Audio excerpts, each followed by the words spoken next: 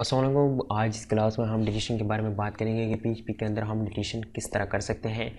इससे पिछली क्लास में हमने डेटाबेस कनेक्शन भी देखा है। यहाँ पर अगर आपने ये लिंक एक्सेस नहीं किया है तो सबसे पहले आप ये एक्सेस कर लें। इसका लिंक मेरा डिस्क्रिप्शन में दिया हुआ है। यहाँ पर डेटाबेस कनेक्शन भी हमने कर चुका है। इसके अलावा इंसर्शन और सिलेक्शन। आज हम डिलीशन के बारे में बात करेंगे। तो डिलीशन बेसिकली किस तरह काम करते हैं कि लेट सपोज आपके पास एक टेबल है और इस टेबल के अंदर आपने कोई डेटा इंसर्ट कर दिया, तो वहाँ पर आपसे गलती हो गई और वहाँ से आपके पास अगर डिलीशन बटन है तो वहाँ से आप आसानी से डिलीट कर सकते हैं। लेट सपोज खुद से आप एक टेबल बनाना चाहते हैं और उसको इसमें आप डिलीशन का बटन ऐड करना चाहते हैं। किसी के लिए आप डेटाबेस बनाते हैं, जो भी आप बनाना चाहते हैं, किसी वेबसाइट को आप बनाना चाहते हैं, तो वहाँ पर आप डिलीशन का बटन ऐड करेंगे। तो वो आप किस तरह ऐड कर सकते हैं। लेट सपोज ये यहाँ पर जो 15 नंबर पर जो रिकॉर्ड आ रहा है इसको मैं डिलीट करना चाहता हूँ। जैसे ही मैं डिलीट पर क्लिक करूँ तो यहाँ पर आप देख सकते हैं कि जो 15 नंबर पर रिकॉर्ड है वो डिलीट हो चुका है। और यहाँ पर अगर मैं रिफ़्रेश कर दूँ, यहाँ पर रिफ़्रेश करता हूँ और रिफ़्रेश करने के बाद यहाँ पर आप देख सकते हैं कि जो 15 नंबर का रिकॉर्ड था वो यहाँ से गायब हो गया। तो इसी तरीके से आप इसको बटन किस तरह बना सकते हैं।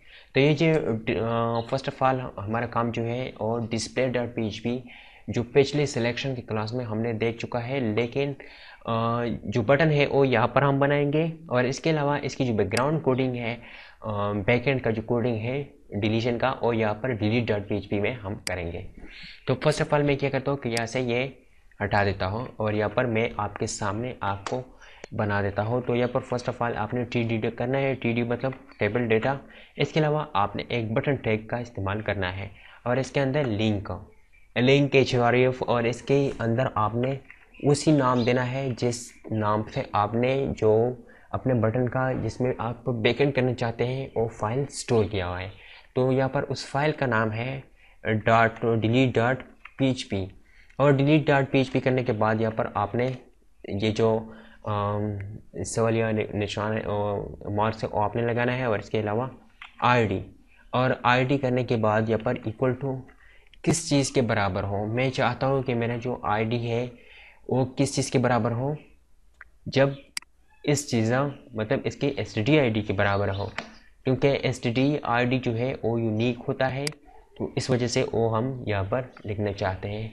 तो इसको करने के बाद यहाँ पर जस्ट मैं क्या करता हूँ कि यहाँ पर मैं कंट्रोल एस करता हूँ और कंट्रोल एस करने के बाद यहाँ से हम अब इसकी जो बैकग्राउंड कोडिंग है वो करेंगे।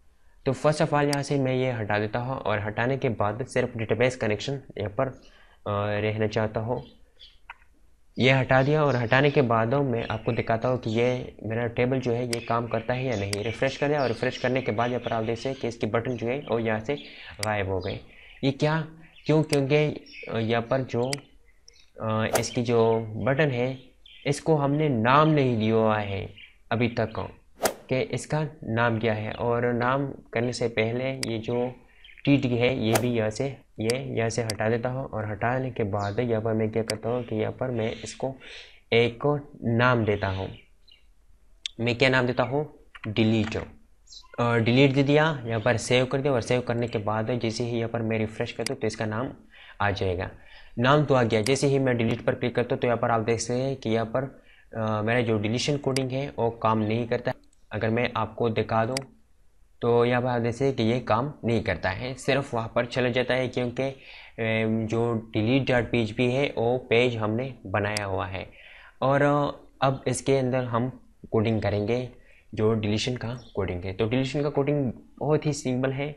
यहाँ पर आपने डॉलर एसटीडी इक्वल टू इसके बाद डॉलर गेट, यहाँ पर गेट करना है। और गेट करने के बाद यहाँ पर आपने क्या करना है कि यहाँ पर बड़ी ब्रैकेट और इसके अंदर आईडी आपने देना है। और ये आईडी क्या है, ये आईडी यहाँ पर जो हमने जिसके बराबर किया हुआ है यही आईडी है। आईडी दे दिया और आईडी देने के बाद यहाँ पर सेमीकॉलन करने के बाद यहाँ पर मैं क्या करता हूँ कि क्वेरी लिख देता हूँ। जैसे यहाँ पर क्वेरी देने के बाद इक्वल टू यहाँ पर माई एसक्यूएल आई क्वेरी। और क्वेरी देने के बाद छोटी ब्रैकेट, इसके बाद यहाँ पर डेटाबेस कनेक्शन के वेरिएबल का नाम आपने दिया है। मेरा डेटाबेस कनेक्शन वेरिएबल का नाम जो है वो कनेक्शन है, यहाँ पर आप देख भी सकते हैं। तो ये कनेक्शन मैंने यहाँ पर दे दिया। और कनेक्शन देने के बाद यहाँ पर डबल कोटेशन के बाद आपने जस्ट जो डिलीट क्वेरी है वो आपने लिखना है, डिलीट फ्रॉम। इसके बाद यहाँ पर टेबल नाम स्टूडेंट, क्योंकि मेरा टेबल का नाम जो है वो स्टूडेंट है। इसके बाद आपने वेयर कंडीशन लगाना है, वेयर, और वेयर के बाद जिसकी std जो है वो क्या है, यहाँ पर मैं देता हूँ कि std underscore id equal to, ये किसके बराबर हो, इक्वल टू, और इक्वल टू के बाद यहाँ पर इसकी std जो है वो जो वेरिएबल में स्टोर किया हुआ है id इसके बराबर हो।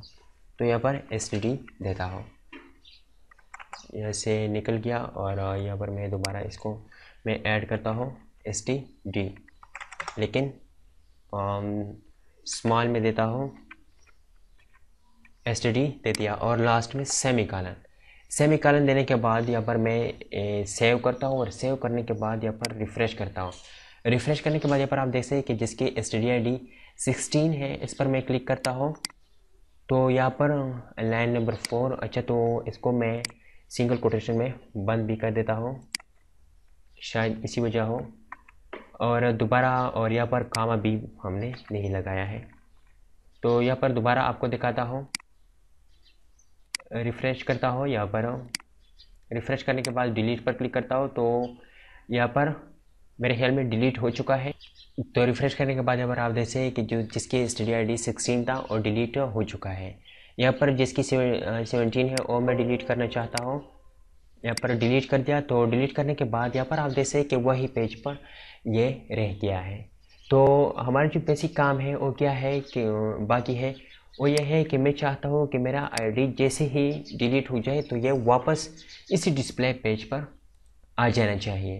तो इसका क्या तरीका है, इसके लिए फ़र्स्ट ऑफ़ ऑल आपने यहाँ पर हेडर लिखना है। यहाँ पर मैं क्या करता हूँ कि यहाँ पर हेडर, और हेडर देने के बाद जैसे ही आप हेडर लेके तो छोटी ब्रैकेट लगाए और डबल कोटेशन या सिंगल कोटेशन आप लगाए, तो यहाँ पर आपने देना है लोकेशन के बाद यहाँ पर आपने कॉलन लगाना है, और इसके बाद उसी पेज का नाम देना है जिस पर आप वापस लौटना चाहते हैं, तो display.php, और इसको करने के बाद यहाँ पर लास्ट में आपने सेमीकॉलन लगा देना है।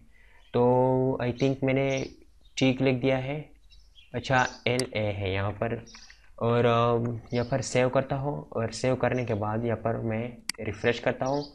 तो यहाँ पर आप देख सकते हैं कि जिसकी ID 20 है उसको मैं डिलीट करना चाहता हूँ। जैसे ही मैं डिलीट करूँ तो वापस इसी पेज पर मैं लौटूंगा। तो यहाँ पर आप देख सकते हैं कि मैं इसी पेज पर ही हूँ, पहले ये था कि वहाँ पर खाली रह गया था। इस तरह मैं ये भी डिलीट करना चाहता हूँ, तो यहाँ पर आप देख सकते हैं कि मैं यहाँ पर हूँ। तो ये किस चीज़ का काम है, ये हेडर लोकेशन कॉलन display.php का काम है। अगर आप चाहते हैं कि मैं उसी पेज पर रहूँ तो आपने क्या करना है कि आपने जस्ट ये लिखना है। सो आई होप आपको डिलीशन का पता चल जाया होगा कि डिलीशन किस तरह काम करता है, और इसकी कोडिंग जो बैकएंड है वो हम किस तरह करते हैं। लेकिन ये जो डिस्प्ले में हमने किया है ये तो सिर्फ बटन बनाने के लिए किया है, और इसकी असल कोडिंग जो है बैकएंड है वो यहाँ पर है। सो आई होप आपको समझ में आया होगा। अगर आपको समझ में आया होगा तो प्लीज़ लाइक शेयर कमेंट जरूर कीजिए, और मेरे चैनल को सब्सक्राइब करना किसी भी सूरत में मत भूलिए। मिलते हैं नेक्स्ट वीडियो में। अल्लाह हाफिज़।